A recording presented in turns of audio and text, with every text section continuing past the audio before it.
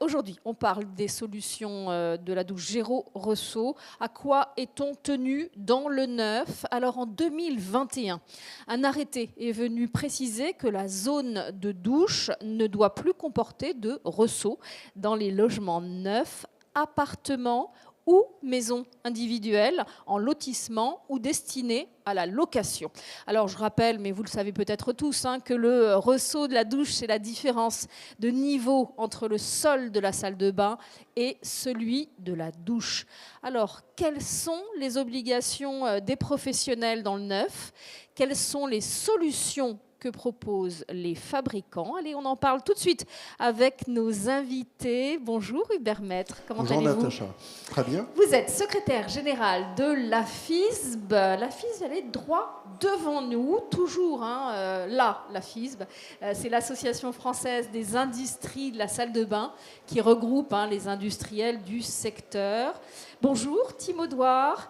Vous êtes responsable prescription nationale de la société Vitra.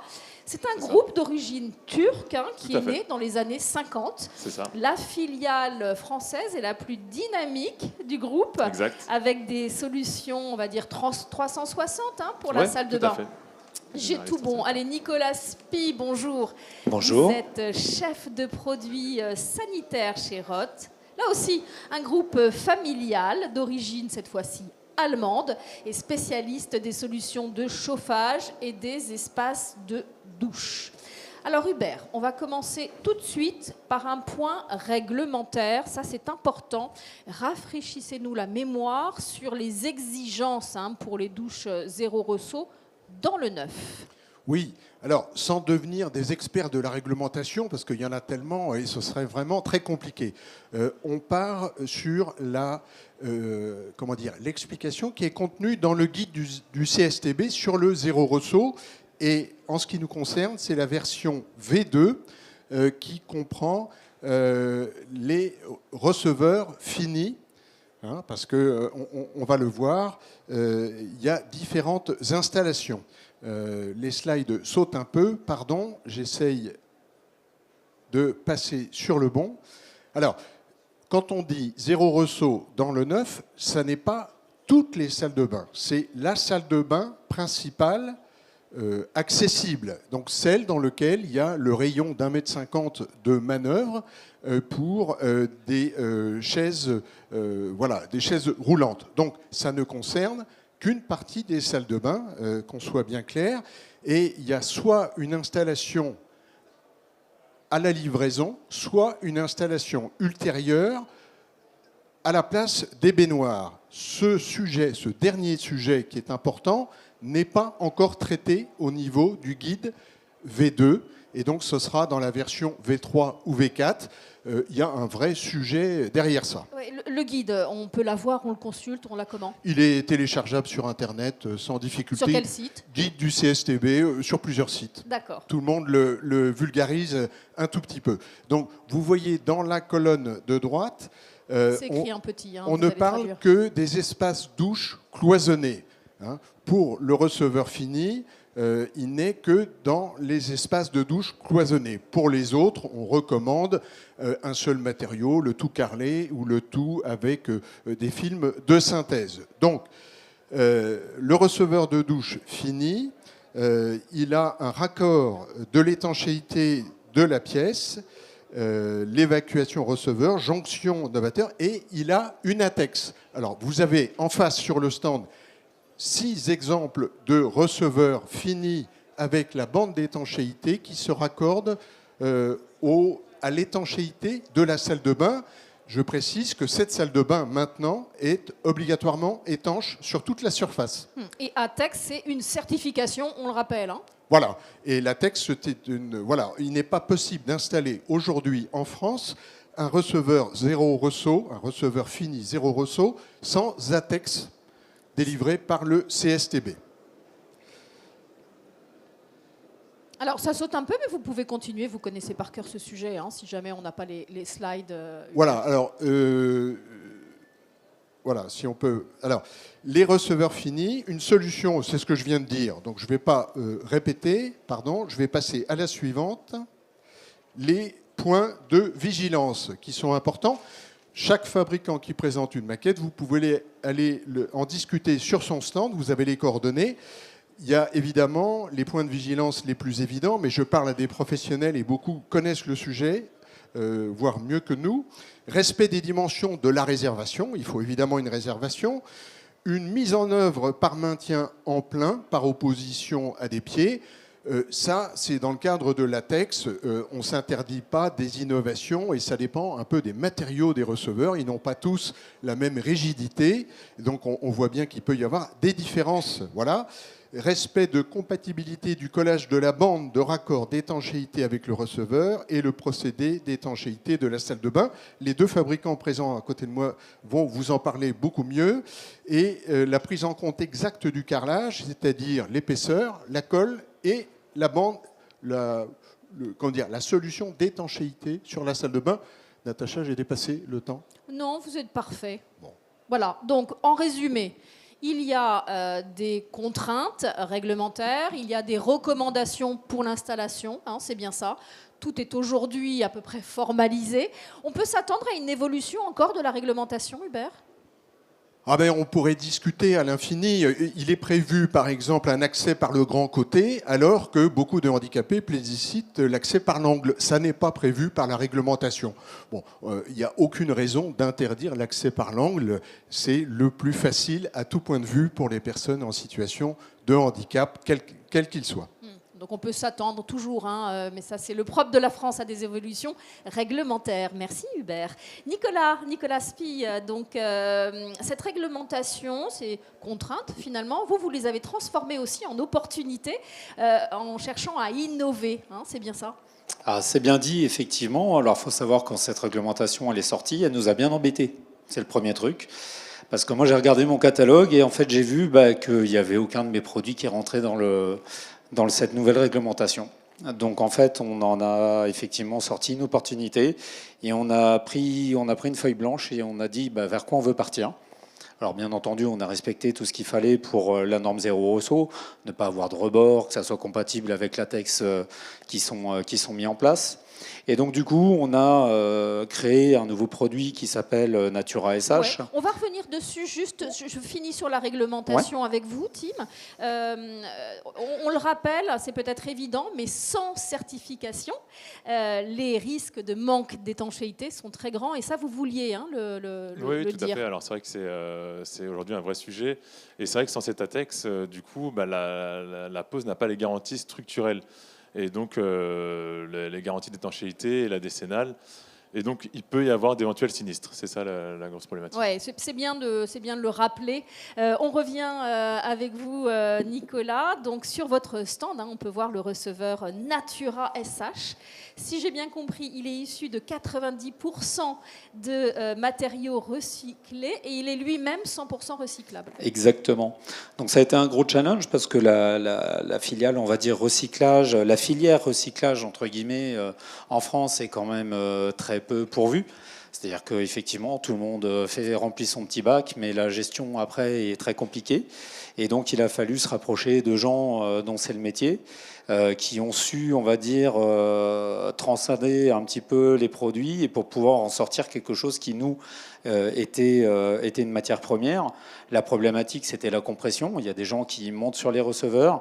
Même le montage en plein, effectivement, en neuf, nous permet quand même d'avoir une bonne résistance du matériau, mais on ne peut pas limiter nos produits seulement à l'installation en neuf, et c'est pour ça qu'on a un receveur, certes, qui peut être posé en plein, mais qui peut être posé sur pied, qui peut être encastré, ou qui peut même être posé au sol.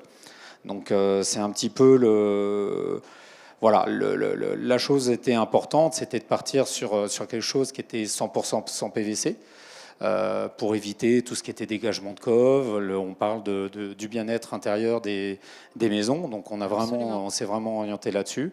100% recyclable à aujourd'hui.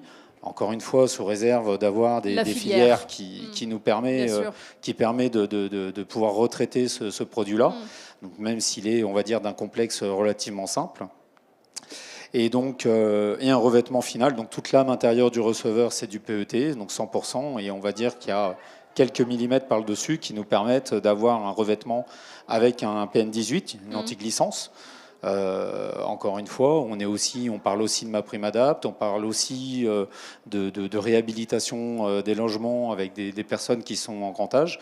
Donc le challenge était de trouver un produit qui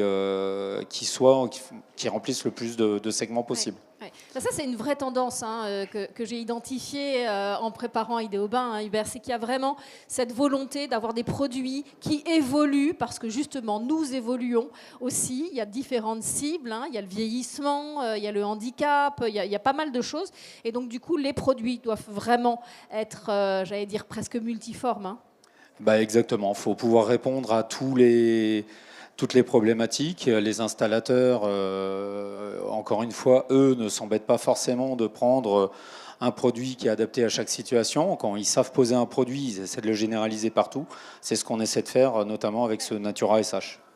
Merci, Tim. Vous aussi, vous avez de beaux produits qui répondent aux solutions zéro ressaut. Ouais. Il y a vos receveurs Lagoon, Leaf et Vestone qui sont prévus pour les douches zéro ressaut. Oui, alors, tout à fait. ce qui m'avait interpellé, c'est qu'avec Lagoon, vous aviez, anticipé la réglementation, puisque je crois que vous l'aviez créée avant les contraintes. C'est tout à fait ça, en fait. Quand on a eu écho en fait, de cette réglementation, on avait déjà, nous, un receveur qui s'appelle Cascade, qui est également un receveur en céramique, qui avait ce ressaut. Et on a tout simplement déployé cette même gamme, donc sous le nom de Lagoon, sans le ressaut, pour répondre justement à la réglementation, mais en anticipant ça. C'est-à-dire qu'on avait déjà notre receveur avant même que la réglementation soit sortie. Alors, présentez-nous ces produits, vos gammes. Alors, le Lagoon qui est à destination du logement, du coup, qui est un receveur en céramique, donc du coup sans ressaut, et qui existe dans 2 configurations, donc en classique et en antidérapant, qui est quelque chose qu'on préconise dans les configurations PMR. On a également le receveur que vous avez ici, qui est un receveur en acrylique, qui s'appelle Leaf. Donc c'est de l'acrylique renforcé, c'est pas l'acrylique comme ce qu'on avait avant avec uniquement des renforts en bois à l'intérieur, c'est vraiment de la mousse polyuréthane qu'on met à l'intérieur et qui fait que c'est un produit plein qui ne va pas bouger par rapport à ce que disait Hubert tout à l'heure. Et qui, je crois, peut gagner en dimension. Exactement. Il y a plusieurs dimensions. Alors là, du coup, effectivement, on s'évade un petit peu plus en dimension. On part du 80-80 et on peut monter jusqu'à du 180 par 80. L'avantage de ce produit-là, c'est également que c'est un produit très léger. Donc ça peut se monter facilement s'il y a des étages, etc. À destination du logement également, et toujours avec cette fonction antidérapante. Et on a également donc, un receveur ici en marbre de synthèse qui s'appelle Vestone, qui est en fait de la résine avec une charge minérale. Donc en antidérapant PN18, il est plus dans le cas de configuration du particulier, on va dire, qui veut adapter également sa salle de bain sous cette réglementation. C'est un peu plus haut de gamme. On est un peu plus haut de gamme sur celui-ci, ouais, tout à fait. Exactement. Donc vous aviez vu la réglementation arriver avec Lagoon, et vous avez su anticiper. Voilà, Hubert, n'hésitez pas à ajouter des éléments si vous le souhaitez. Moi, j'aimerais qu'on soit très pratique, comme le nom de cet atelier. Atelier pratique. On a des installateurs avec nous qui, évidemment, vous posez la question de l'étanchéité, le nerf de la guerre dans la salle de bain. Quels conseils leur donnez-vous, Nicolas? Vous voulez vous lancer sur les conseils et notamment par rapport aussi à vos produits. Aujourd'hui, le kit avec lequel le receveur a latex est pour le coup relativement simple en termes d'usage. J'ai envie de dire, nous on fonctionne avec Vedi. La notice est suffisamment simple, bien vérifiée, bien entendu, l'état des supports, puisque avant même de démarrer, c'est, on va dire, ce qui compte sur le support. Après, on a des produits qui sont quand même relativement polyvalents aussi en termes d'installation. On a aussi des contraintes dans le neuf avec de la colonne montante, avec beaucoup de configurations, des cloisons qui ne sont pas forcément d'équerre. Aujourd'hui, on a des receveurs qui permettent quand même qui sont recoupables sur des grandes dimensions. Donc on peut aller jusqu'à du 30 cm sur certaines références de receveurs. On a des receveurs qui montent jusqu'à plus de 2 mètres de long, par 90 de large aussi, qui permettent quand même de faire des douches et d'avoir des configurations où il y a beaucoup d'accès. Donc après, en termes de mise en œuvre, être la rigueur et suivre le mode d'emploi. Là, pour le coup, et je crois que vous me disiez, lorsqu'on a préparé cet échange, que le silicone, ce n'était pas une solution.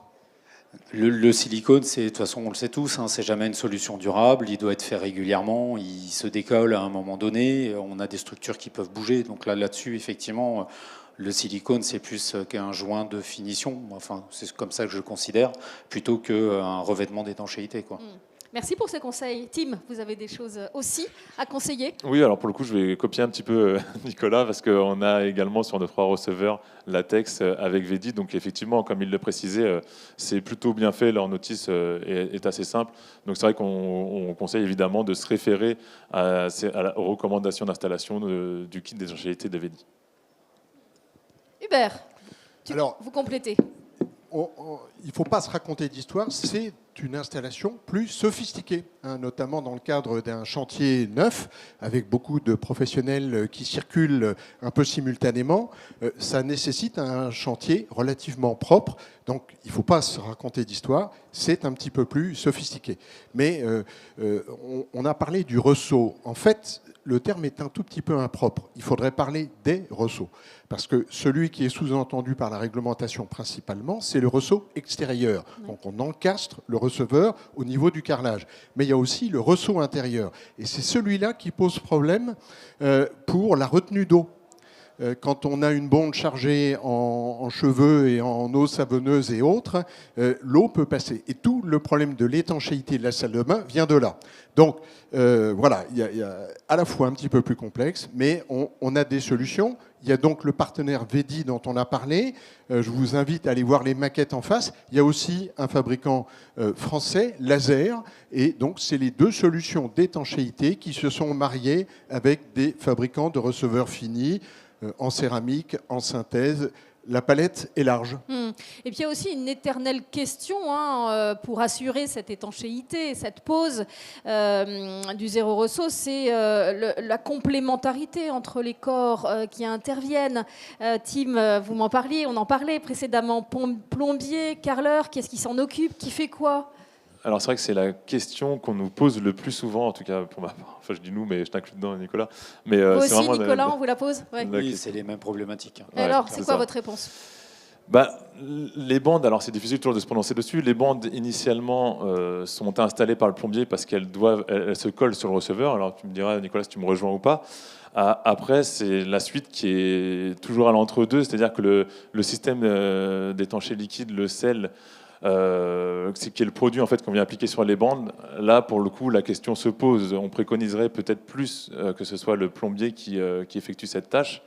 Ensuite, on vient recouvrir le carrelage, donc là par le carreleur, et puis le joint silicone sur lequel il peut encore y avoir, le joint qu'on va mettre par-dessus, pardon, sur lequel il peut encore y avoir du débat entre le plombier et le carreleur.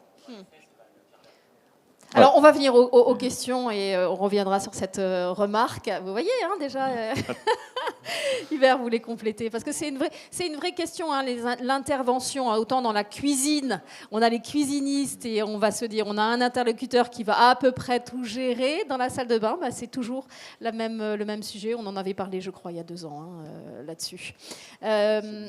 On va passer le micro, merci, parce que vous voyez, il y a des questions. Alors, monsieur, c'est d'abord le carreleur. Allez-y. Alors, bonjour, pardon. Vous allez vous présenter ? Oui, alors Jonathan, je suis dirigeant de la société Presta Réno. Je fais à peu près 42 salles de bain par an, en plus du tout corps d'État et un peu plus de 200 rénovations dans son ensemble. Par rapport à la salle de bain, quand on va nous la driver de A à Z, effectivement, le sujet peut se poser si c'est le carreleur ou si c'est le plombier, dans la mesure où c'est des salariés de l'entreprise. Mais dans les faits, dans la rénovation et dans le neuf également, le plombier prend rarement la responsabilité d'installer la bande d'étanchéité, qu'elle soit liquide, ou enfin la bande elle n'est jamais liquide, elle est plastifiée, mais aussi on fait du système d'étanchéité liquide. Là pour le coup c'est quand même souvent le carreleur, parce que c'est lui qui va poser son revêtement dur. Donc c'est vrai que si les plombiers étaient réellement formés à l'étanchéité des supports verticaux, je vous dirais pourquoi pas. Eux, ils arrivent en général, posent leurs attentes, et derrière, ils s'en vont, puisqu'en plus, ils sont dans un déploiement, surtout si on était dans le début de la réunion sur du neuf, ils déploient. Donc dans la réalité, ils ne posent pas l'étanchéité. Ce qui est dommage, parce qu'eux ont une notion un peu plus forte de ce sujet en général, mais dans les faits, c'est quand même le carreleur. Merci. de ce que j'ai pu observer, et que ça soit aussi bien en interne ou sur d'autres types Ouais, de chantiers. c'est un retour d'expérience que vous donnez, mais qui fait réagir, monsieur, dans le fond. On peut élargir un peu aussi le débat. On lui passe la parole, on n'est pas sûr de la reprendre. Merci je Hubert. veille. Non, je vais être bref. Mais tu as raison, je rebondis toujours un petit peu. Alors, Patrick Vessier, directeur technique France, VEDI, donc les personnes qui ont créé ce kit et qui ont passé la texte. Je remercie d'abord nos partenaires, ici présents, de nous faire confiance. Le plus beau des compliments, quand on entend le kit, la notice, elle est bien faite, c'est simple, ça s'installe bien. Merci, parce que ça, c'est la plus belle des réussites. Et effectivement, on vient d'un terrain où on faisait une étanchéité conforme au DTU 60.1 avec 2 joints silicone. Et c'est un petit peu plus compliqué de s'approprier cette technique-là, ce kit-là, par rapport à 2 silicones. Ceci étant dit, quand le plombier, à l'époque, faisait son joint silicone, celui du plombier, il faisait une étanchéité avec ce premier joint silicone, et c'est là-dessus qu'il engageait sa décennale. Et après, le carreleur faisait le carrelage, faisait un deuxième joint d'étanchéité, et là je rejoins monsieur, nous on appelle ça un joint de propreté, plus qu'une étanchéité. Et c'est celui-là qu'il fallait renouveler, et c'était à la charge du propriétaire et du locataire, et ce n'était pas toujours bien fait. Et pour peu qu'on se loupe sur le joint qui était en dessous, il n'y avait pas d'étanchéité du tout. Du coup, dans la logique, et je réponds à la question Hubert, dans la logique de la TEX, les choses sont très bien décrites, et le CSTB a mis un point d'honneur à ce que vraiment les lots soient bien séparés. Vous avez un lot plombier, vous avez un lot carreleur. La nouveauté, le carreleur va devoir l'étanchéité sur tout le reste du plancher de la salle de bain. Et c'est son lot à lui. Donc le sel qui recouvre tout le carrelage au sol, sous le carrelage au sol, ça c'est le lot du carreleur, et dans notre ATEX, c'est un produit Weber. Je vous laisse finir. Voilà. Le plombier lui-même, qu'est-ce qu'il fait ? Il est responsable de l'installation de la bonne syphoïde. Il est responsable de l'installation du receveur à la bonne hauteur, 0 ressaut, et il est responsable de l'installation de notre kit avec son produit d'étanchéité. Et chez VEDI, on a voulu que ces bandes et ces angles étanches qu'il colle sur le côté du receveur, il les colle lui-même avec un système d'étanchéité liquide. Ce qui fait que quand on est à l'entrée du receveur, on a les bandes VEDI collées avec un sel, et c'est recouvert par le sel du carreleur. Mais c'est bien le plombier qui engage toujours sa décennale, mais avec un process très sûr. Voilà. Merci pour ces précisions. Est-ce que vous avez d'autres questions à poser à nos experts, qu'elles soient réglementaires, qu'elles soient pratiques, sur les produits qu'on vient de voir ? Rappelez-nous vos numéros de stand si on veut en savoir plus. Ah, c'est la colle, Ils sont sur les maquettes, en face des maquettes de chaque marque. Donc vous avez les coordonnées exactes. Et il y aura 2 autres conférences sur le 0 ressaut. Donc, absolument. Dans la semaine, on reparlera de cela avec d'autres experts. Eh bien, écoutez, s'il n'y a rien à ajouter, est-ce qu'on a dit l'essentiel ? Oui. Ouais. Pour moi, oui. Vous êtes content ? Vous reviendrez ? Oui, carrément, si on est invité avec plaisir. Vous aussi, j'espère. Merci, en tout cas, on peut les applaudir. Merci Hubert, merci Tim, merci à vous. Bonne visite, bon salon. Alors, cet après-midi, on va aborder un sujet hyper important, c'est les économies d'eau. Où est votre responsabilité ? Où est la responsabilité des fabricants et des industriels ? C'est intéressant, c'est des petits modules de 40 minutes avec ceux qui savent pour apprendre. Mais vous aussi, venez nous rejoindre cet après-midi à 15h. Merci